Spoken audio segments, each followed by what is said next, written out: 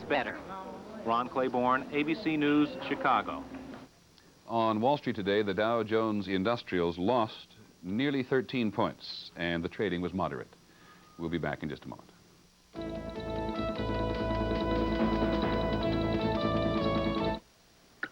Some coffee companies imply that the darker a coffee appears, the better it is. Not true.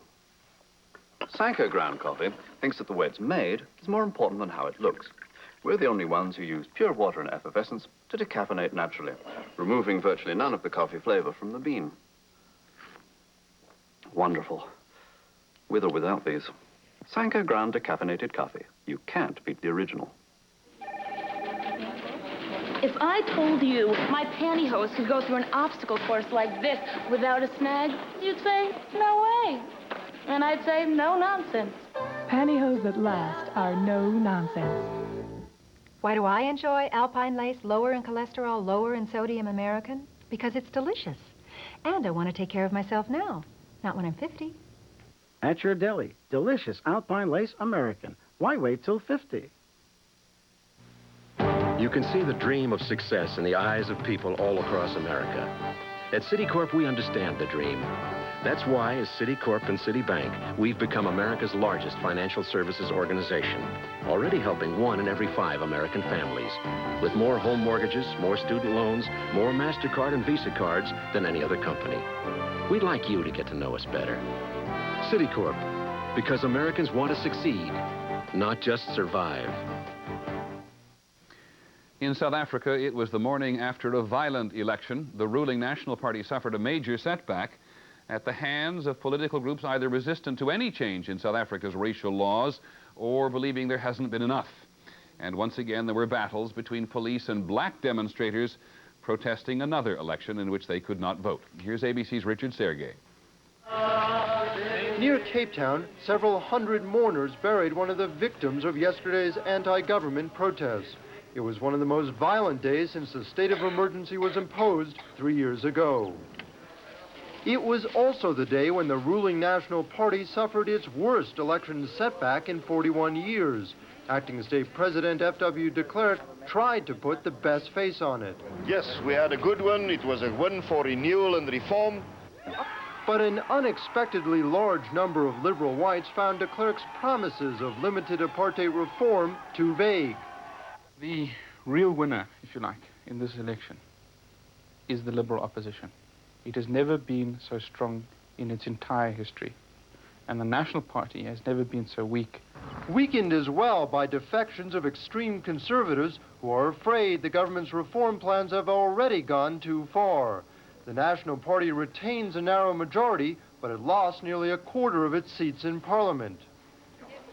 And within hours of the election results, church leaders were attacking the government for the way police handled yesterday's demonstration. With the massacre of 23 people, have no right to be in government. Mr. de Klerk's presidential seat now sits in a pool of blood. In the townships yesterday, black youths threw stones and set fire to barricades. Police responded with shotguns, tear gas, and whips. This teenager was hit by police birdshot. Authorities admit that at least 7 people were killed, but insist they acted within reason. But a member of Cape Town's riot squad has accused his colleagues of brutality. That the riot unit caused the unrest in Mitchell's Plain by the brutally unprofessional behavior, behaving themselves like wild dogs.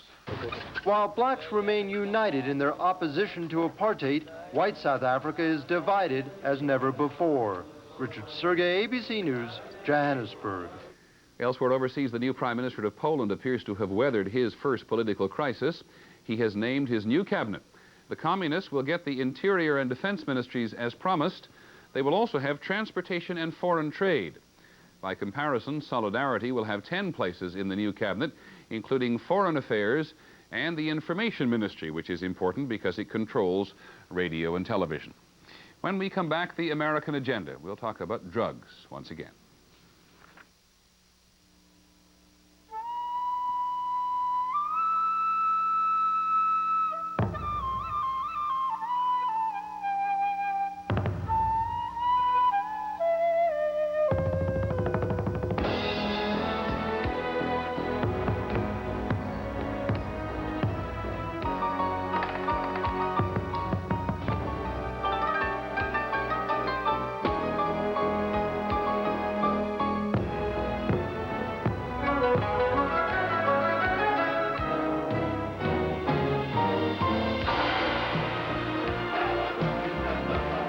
In 13 cities in 10 countries across the Pacific, they're playing our song.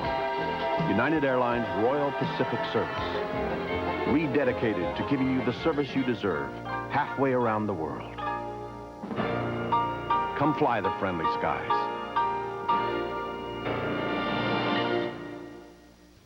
Dad, is there any way you could send the money today? To send money fast, come to Western Union. It'll get to any of our 13,000 locations, usually in 15 minutes or less. Keep in touch. Western Union, the fastest way to send money. Time for a quick break and one of my favorite quick snacks, Sunsweet pitted prunes. Surprised? I don't know why. They're good for you and they're delicious. Rounder, plumper, Sunsweet.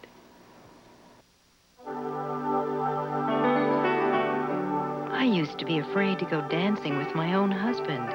My problem isn't unique. Millions of women are embarrassed by poor bladder control. But I found new Serenity guards. Serenity protects more where you need it most, as it turns liquid into a gel that won't leak. It's wonderful to have you back in my arms again. Serenity, proven protection from Johnson & Johnson. Protection that lets you feel like a woman again. For obvious reasons, we put drugs on the American agenda again tonight. When President Bush addressed the American Legion Convention today, he described his anti-drug strategy in words which veterans understand. Veterans, he said, know that battles are often fought house by house and block by block. This war, he said, will be won neighborhood by neighborhood. As ABC's Beth Nissen reports tonight, it's going to be a long war, neighborhood by neighborhood. They ride through here, the music blasting. Drugs is what we're suffering. What can one person do? How do you protect yourself? With this bat. For growing numbers of Americans, the drug problem is hitting them where they live. It has hit the rows of houses on Stuyvesant Avenue in Trenton, New Jersey. What goes on that you can see from your porch?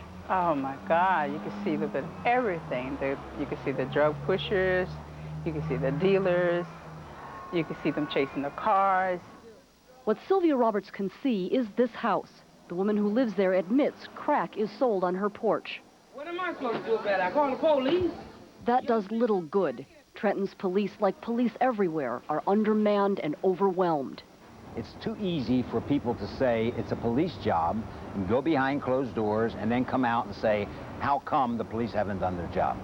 Growing numbers of citizens are beginning to see it as their job to get dealers out of their neighborhoods. You gotta get guts. You got to go out in the street and tell them, go somewhere else with this stuff. Now, move it. Go away with this stuff. Residents here are doing what the president's drug strategy urges, trying to help police. This is Stuyvesant Avenue's new mini-station. It will be a base for foot patrol officers, a place for citizens to file drug complaints. The police could only supply some equipment. The residents raised most of the money, did the hard labor, and will staff the station themselves. I think it's very important that the residents of these communities feel empowered to help themselves and to work with the police to make sure that they can live a normal, decent life. But most of those who live here don't feel very powerful. But force me to go up there and tell them, you can't sell that drug? Man, I'll sit like here like I ain't never seen. I ain't gonna get hurt. I got kids. Even at the opening of the police mini-station, the young men from the corner made an arrogant appearance. I really believe people want to get involved, but the first step is to deal with the fear that has been placed on them. I mean, this is a war out here. Excuse me, sir, you live here? Walnut Street, across town from Stuyvesant, is just beginning to fight back. For one weekend, police and civilian volunteers blocked outsiders from the neighborhood. Residents were encouraged to join an anti-drug campout. The idea was to give people a taste of how normal life could be again if they took a public stand against the dealers. Tim Avent is Walnut Avenue's drug czar. We want them to know that we're not afraid of them. We're aware of it. We want them to know that we're coming out now. We're going to stand up. Many community organizers are finding they first have to fight resignation and reluctance. You know things gonna turn back if people sitting in their house and don't do anything. So what are you talking about? And it is even harder to sustain effective community action. 2 weeks after the campout, doors were again shut. the streets empty. Residents still see the same people on the corners, although Tim Avent says some may have moved camp. I believe the bulk of the drug dealing now has moved down on other streets in this area. Is that really progress? For us, it is. For them, it's not. If each neighborhood turns out the dealers, eventually they will have no place to go. But that will take consistent effort over time, and communities are just learning how to fight. And most of those who can afford it are doing what Tim Avent decided to do in the end. He is escaping, selling his home at a loss, joining the thousands of American families who have no wish to be martyrs in the drug war and are becoming its refugees. Beth Nissen, ABC News, Trenton, New Jersey. We'll have a final report this evening in just a moment. 800 Service is a door through which your customers can come to buy your products and services. Without AT&T 800 Service, it's like closing the door on them. It's just like hanging a sign out to lunch. AT&T provides the quickest call setup time in the business today and also the fewest number of block calls. So with AT&T's 800 Service, you get more calls, more sales. If you call us now, we'll waive the installation charge. It's as simple as that. Thousands of years ago, the world was introduced to a vehicle that could hold plenty of cargo and travel in some of the worst weather. This year, history repeats itself. The new four-wheel drive Subaru Legacy Wagon.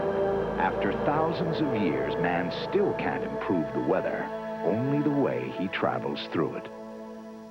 See your Subaru dealer for details on the special value lease program. This is what butter looks like. Before, it looks like this. Unfortunately, butter can also look like this if you aren't careful. So we made this, new all-natural Butterbud Sprinkles. We have the same flavor as this, but with no cholesterol, virtually no fat, and only 4 calories per serving.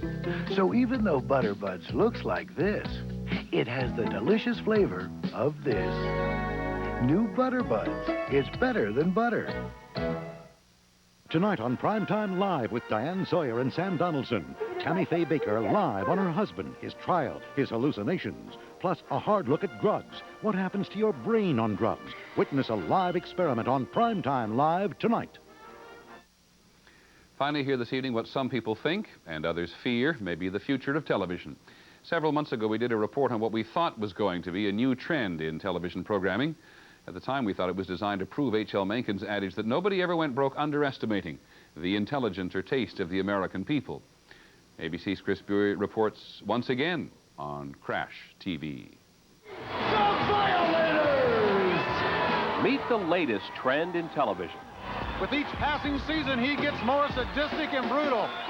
Crash TV, a concoction of sports, skates, sex, and song, is a label critics have stuck on 2 new syndicated shows. Producers began pitching them to TV executives in January. So they're all very concept-driven, basically designed to get ratings and to sell lunch buckets. Since then, more than 150 local stations representing 90% of the country have signed up. So have national sponsors like LA Gear, Levi's, and Nintendo. They all see cash in Crash TV.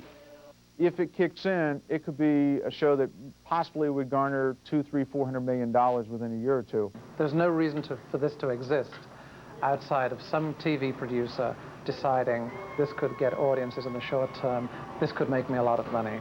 They're back. American Gladiators. The Gladiators pits amateur contenders against regular teams of cartoon-like characters. The idea is based on the ancient Roman games. The TV version is almost as nasty. There were no lions or tigers or any beasts on the show.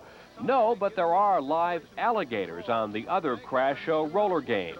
It borrows from roller derby and steals from TV wrestling. Oh, baby! Roller games features a heavy metal halftime, and both shows reveal plenty of skin. Who are we trying to kid here? That's what sells. Both shows have commitments for 13 weekly episodes. And if the ratings are strong enough, you can expect to see even more Crash TV. After all, as a critic once said, imitation is the sincerest form of television. Chris Bury, ABC News, Los Angeles. That's our report on World News tonight. Tomorrow we'll have our Person of the Week. I'm Peter Jennings. Have a good evening and good night.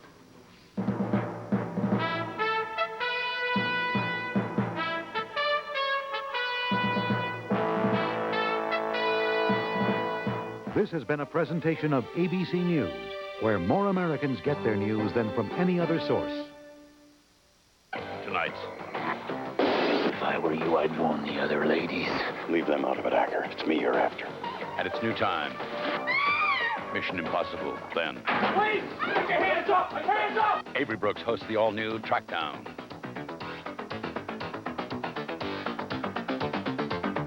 Watch Morning News weekdays, 6 a.m. The Pennsylvania Lottery.